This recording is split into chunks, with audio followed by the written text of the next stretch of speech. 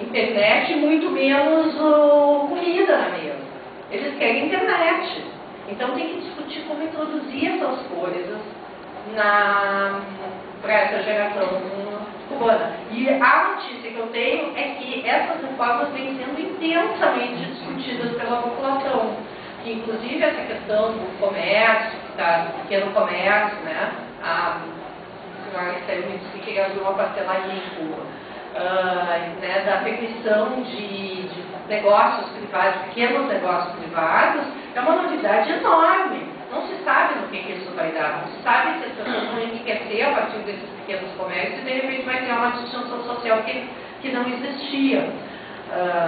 Em relação à questão ideológica, em relação lá dentro de Cuba, isso já existe desde que eu fui para lá em 87.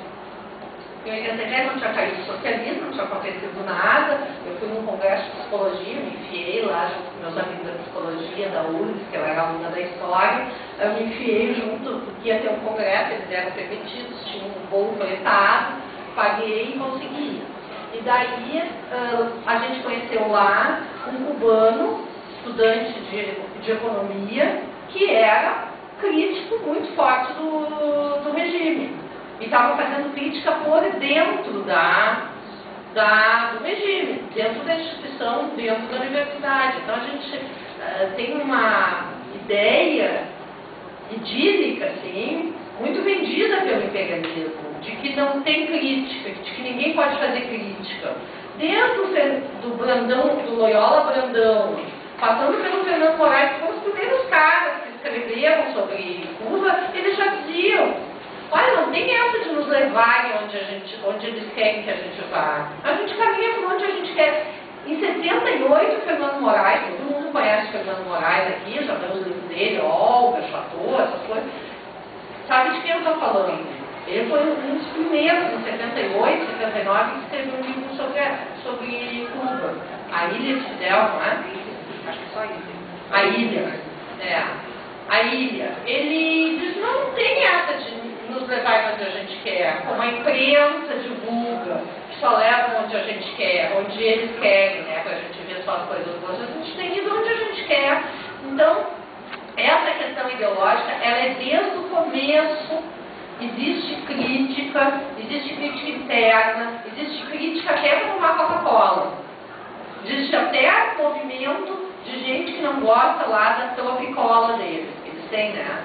É horrível o negócio. Eu não acho Coca-Cola horrível também, mas a Tropicola consegue ser pior do que a Coca-Cola.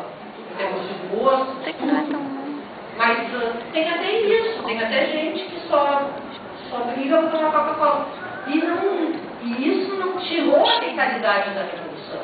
Pelo contrário, eu acho que a crítica interna ela é boa. Agora, essa questão dos Estados Unidos estar tentando empreender uma nova guerra é uma coisa muito inteligente.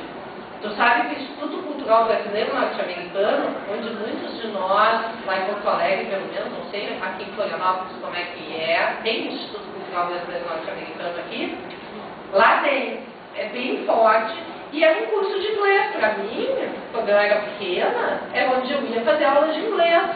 Era a minha escolinha de inglês. Depois que eu comecei a estudar história e tal, eu fiquei sabendo que o Instituto Cultural Brasileiro Norte-Americano foi criado na década de 60 em vários países do mundo, no Brasil em todas as capitais. Aqui ele não deve ser muito forte, mas eu sei, em São Paulo em Porto Alegre é fortíssimo, é onde uma geração inteira fez inglês e fez aula de inglês, né? E eles foram implantados com o dinheiro da AP, Aliança para o Progresso, que era a forma ideológica de fazer propaganda anticomunista nos países latino-americanos. Então, esse tipo de instrumentos os Estados Unidos sempre usou. Agora, acho muito inteligente usar isso em Cuba agora, porque agora pode ter mais resultados por causa dessas novas gerações que não estão tão voluntariosos, vamos dizer assim, em relação ao processo revolucionário. A gente não tem como avaliar o que vai acontecer. Realmente realmente é muito difícil, porque é uma nova geração, porque eles estão fazendo reformas, porque essas reformas podem levar tanto para um lado quanto para o outro. Podem levar tanto realmente a melhorias e a uma modernização do processo, como podem levar a um retrocesso e ao início de uma nova estrutura de classe, distinção entre elas, né? Que até agora não tem, porque existe um limite entre os que recebem mais e os que recebem menos. Mais ou menos isso.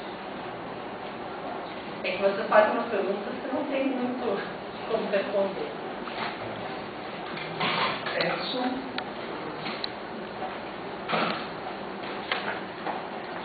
Pode usar mais informações. Meu nome é Edson e eu sou da Associação Cultural de Matheus de Santa Catarina. Temos um trabalho de solidariedade com há bastante tempo. Inclusive organizamos brigadas para que as pessoas possam conhecer a um preço bastante econômico, que temos algumas brigadistas aqui, outros brigadistas aí que viajaram a Cuba, conheceram. Tem vários brigadistas aqui.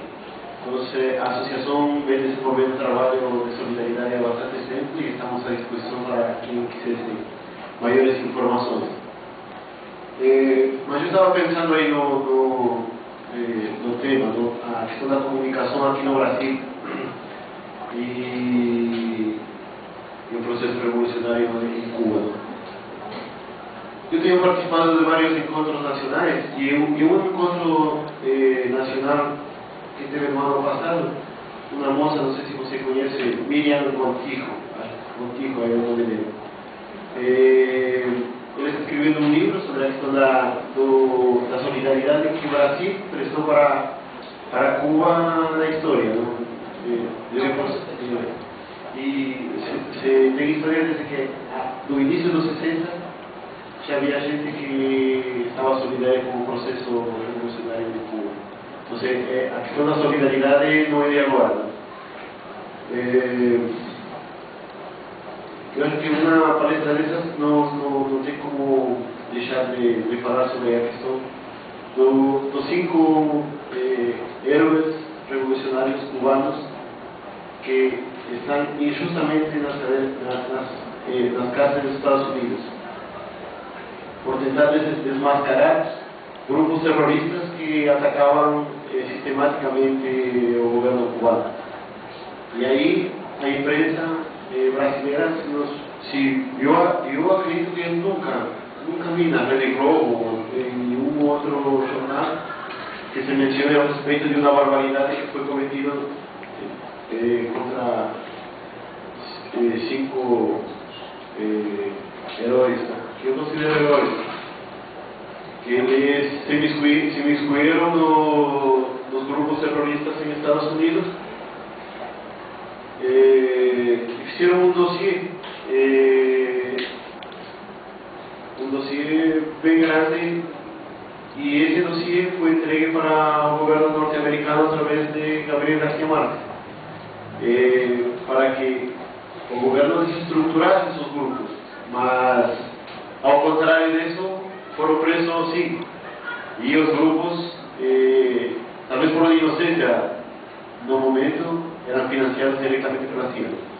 Mas há algumas coisas assim que você tocou aí, que eu não tinha escutado antes, sobre a questão do voluntarismo.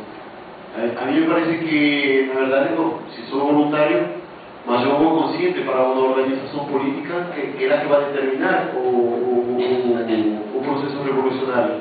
O movimento 26 de julho é uma organização política com forte ideologia política e um caráter internacionalista bem grande. Eu acredito que não foi muito voluntário, acho que foi tudo planejado, pensado, com suas crises internas, com seus problemas ao caminhar. Mas quando se diz que é socialista, aí se rompe totalmente com todo o que os Estados Unidos queria, desde que se dá de 59 o golpe